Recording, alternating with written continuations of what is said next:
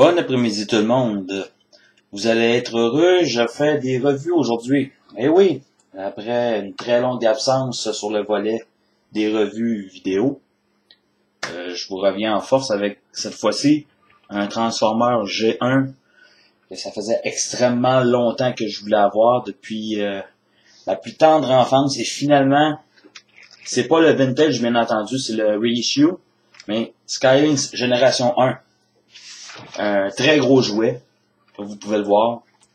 Mais c'est du G1, donc étant G1, transformation 5, articulation limitée, pas grand chose qu'on peut faire avec ça, mais il y a des options quand même, ou plutôt il y a une option plutôt qui est très intéressante.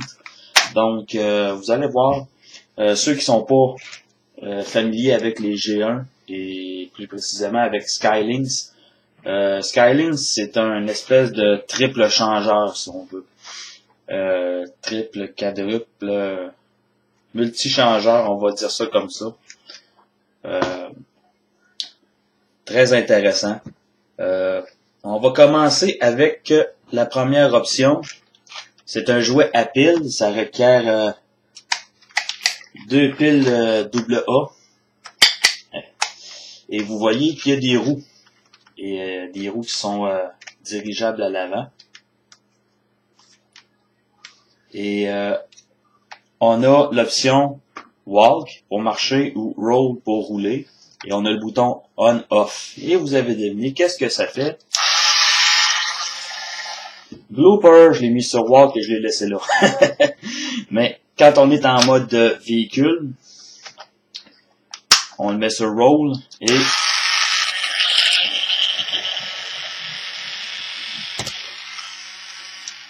on s'entend que c'est bruyant pour la vitesse que ça va, mais on n'oublie pas que c'est un jouet qui date des années 80.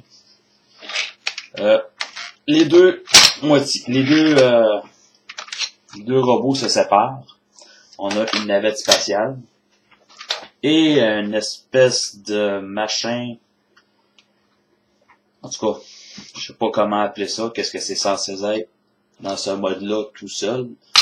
Une espèce de camion peut-être, un camion du style Aliens 2. Si vous avez vu le film, un camion genre tank. Ça peut être ça si on a une bonne imagination. Je vais commencer avec ce module-ci pour le transformer. Transformation très simple s'il en est une. Et en passant, comme avec les vieux jouets G1, on avait des autocollants à appliquer, donc je me suis amusé. On commence avec la première patte. Et vous entendez le clic, c'est à propos de ce petit bouton-là. Et quand ce bouton-là sort, ça veut dire que il y a la fonctionnalité de marcher qui va être possible. Comme ça. Même chose ici. Si on peut sortir ça, ça fait comme une espèce de... Sérieusement, je le sais pas. Qu'est-ce que c'est censé faire, mais bon. On a la troisième patte. Et ensuite, la quatrième patte. Et finalement, la tête. Une espèce de griffon, dans le fond. Aucune articulation, hein. La bouche ne bouge pas. On a juste la tête qui fait oui, mais rien d'autre. Encore là, c'est du G1. On peut le faire marcher lui-même, tout seul, si vous voulez.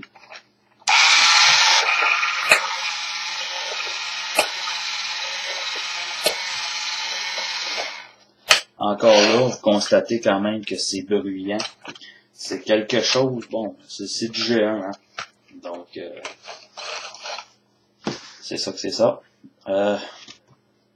Question comme ça, vous me demandez peut-être que ça glisse un peu sur une surface lisse et sur un tapis. Est-ce que ça va mieux? Non. Même ça fait forcer un peu plus la machine. Je devrais peut-être essayer avec des petites bandettes de caoutchouc adhésif à tout hasard. Voir si ça marche. On a un plaquage doré chromé ici, sur la tête. En dehors de ça, rien de spécial. Un mode plutôt ordinaire. Ben, ordinaire non, mais C'est un jouet que j'ai tout le temps voulu avoir. Et parce que je trouvais le personnage hilarant. C'est un vendeur. Donc, je vais le mettre lui de côté. Ensuite, le module navette. Belle navette, look Challenger. Les navettes qui ont été décommissionnées depuis 1 an et demi, 2 ans, je crois. Ils ont fait le service et maintenant c'est terminé en attendant d'avoir un nouveau mode de transport pour amener nos astronautes. On a sur le dessus un Rob Sign qui fonctionne très bien.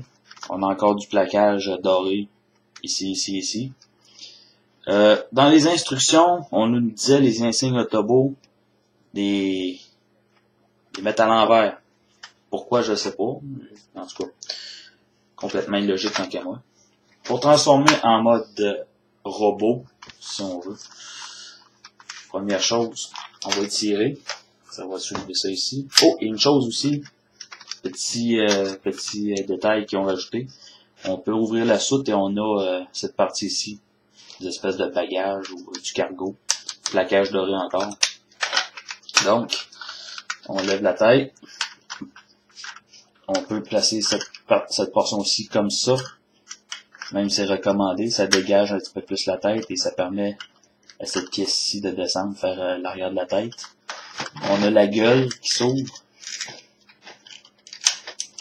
Très solide. Ils ont peint l'intérieur. Il y a un fusil à l'intérieur aussi, les dents. C'est bien pensé. Là où ça peut être un petit peu plus difficile, c'est lorsqu'on sort la queue. Il faut tirer ici. Et puis, il y a un petit quelque chose qu'il faut tirer. Encore une fois. Et ça, je sais pas pourquoi cette partie-là me donne toujours un peu de fil à retordre. Et je savais que j'avais de la misère durant la vidéo. Et voilà. Et on a un clip. Il y a cette partie ici qui va clipper ici. Et voilà. Comme il faut. Merci. On referme. On peut remonter un peu comme ça. Et on a les pattes. Ici. Et les ailes.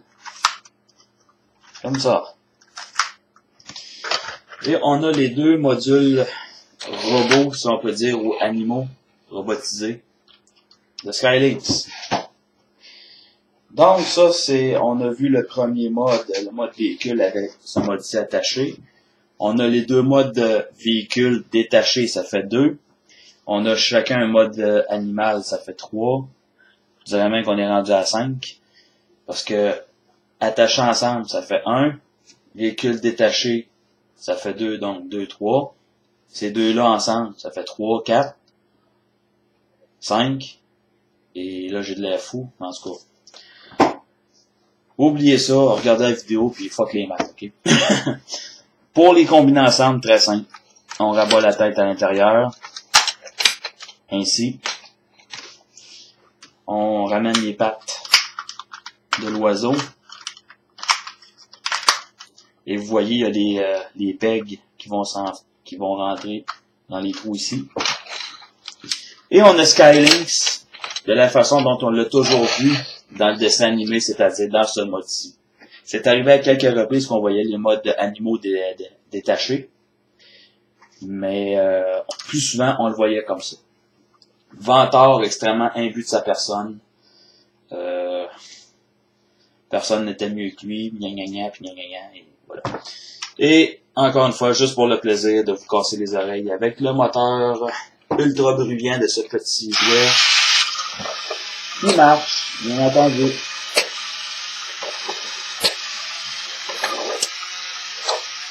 Vous voyez.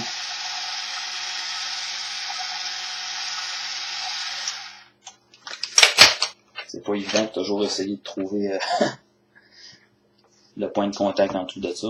Et pour remettre en mode initial, très simple, on sort les réacteurs, on met de côté, on les clip, on remonte,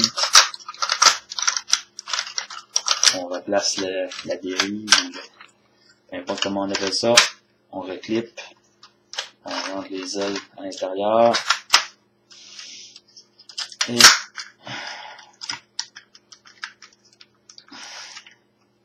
C'est bien important de le faire à deux mains.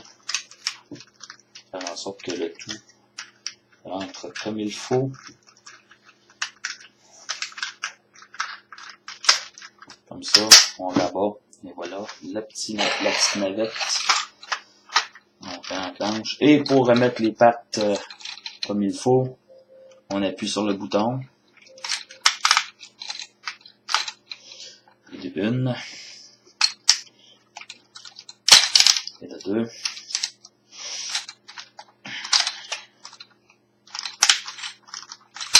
3. 4. Et ensuite, on rentre les je sais pas quoi. Et voilà. Un excellent jouet pour les nostalgiques du G1.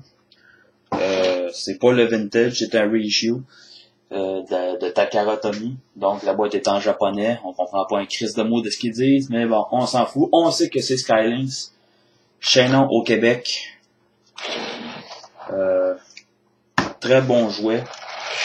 Ceux qui aimeraient l'acquérir, moi je l'ai acheté chez Big Battle Store au prix de 104$ et des poussières. Plus le shipping. Donc, c'est sûr que c'est un transformeur qui est blanc, avec beaucoup de parties blanches. À éviter de le mettre au soleil direct pour ne pas avoir de jaunissement prématuré. Voilà. J'espère que ma revue vous aura plu. Vous savez que j'en fais plus depuis un bout de temps parce que je me consacre beaucoup plus à ma série Histoire de Transformers. Donc la prochaine partie de l'épisode devrait apparaître avant la fin du mois, je l'espère. Je